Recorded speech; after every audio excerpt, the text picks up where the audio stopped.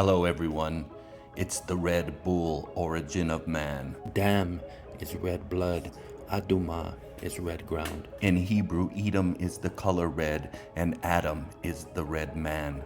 The Aramaic Targums predate the Greek Septuagint by about 200 years and was most likely read by the Hebrews themselves. And it reads that Yahuah created man in two formations and took the dust from the place of the house of the sanctuary and from the four winds of the world and mixed from all the waters of the world and created him red, black, and white and breathed into his nostrils the inspiration of life.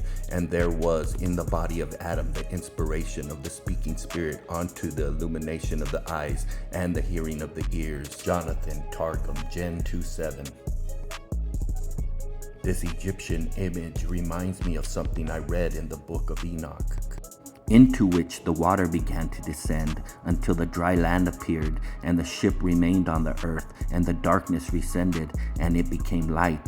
And then the white cow, which became a man, went out from the ship, and the 3 cows with him. And one of the cows was white, resembling that cow, and one of them was red as blood, and one of them was black. And the white cow left them. The book of Enoch 88:10-13. The book of Enoch rings true because as we can see with our own eyes and bear witness to the 3 primary colors of the world. Some scholars will argue that these colors don't mean a thing because it's a parable, but as we all know, parables were made to reflect reality.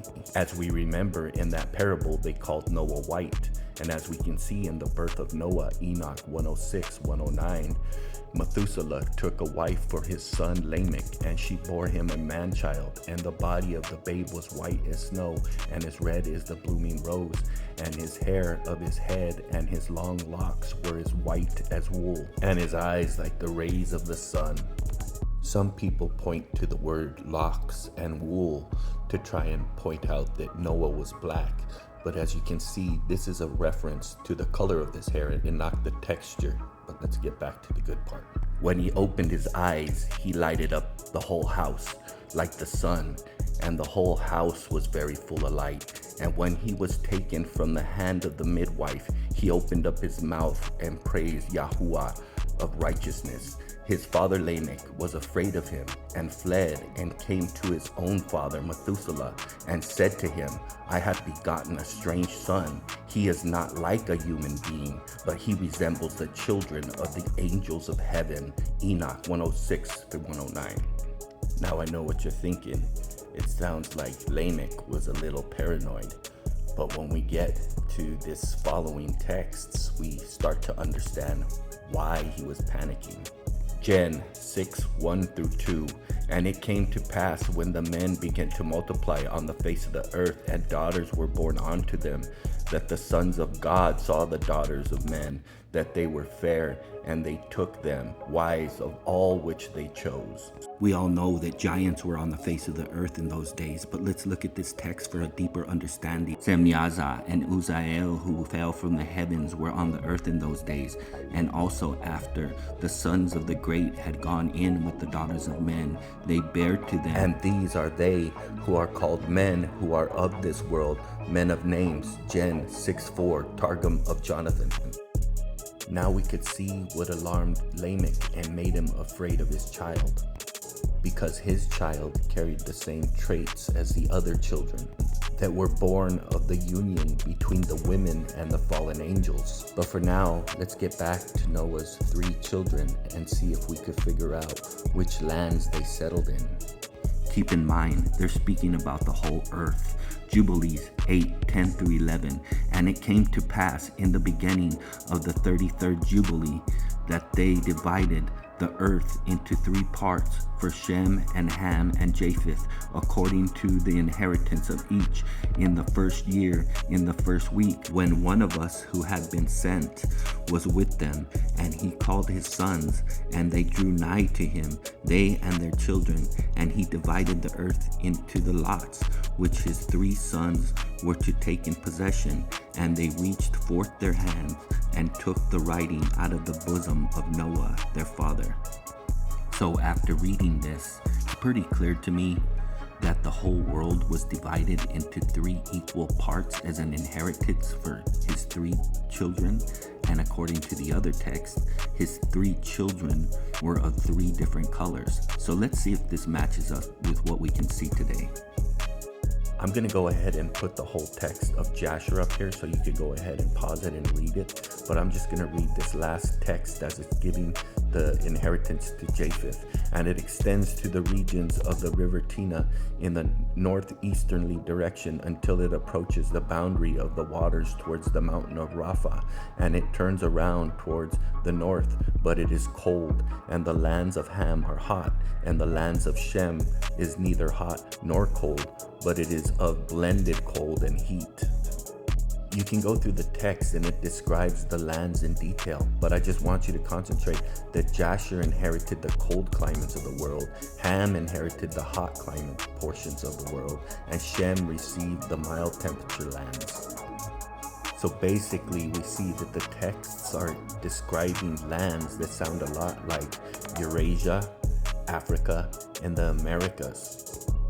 Japheth inherited the cold climates of the world, Ham inherited the hot climate portions of the world, and Shem received the mid-temperature lands.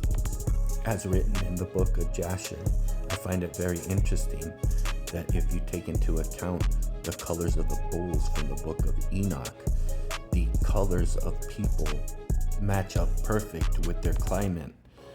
Like Japheth, the white bull, matches Eurasia, the colder climates.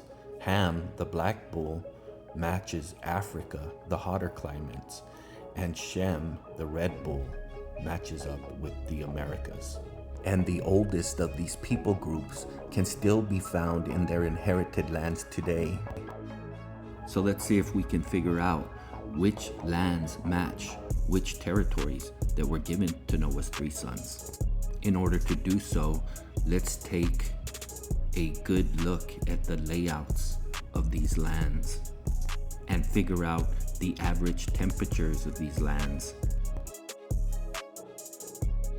Eurasia comes in at a negative 140 degrees Fahrenheit in winter, summer 70 to 90 Fahrenheit. Africa, average summers are 130 Fahrenheit plus to winters of 70 and 60 degrees. America's average temperature summers are 70 through 100 Fahrenheit and winters are 0 through 40.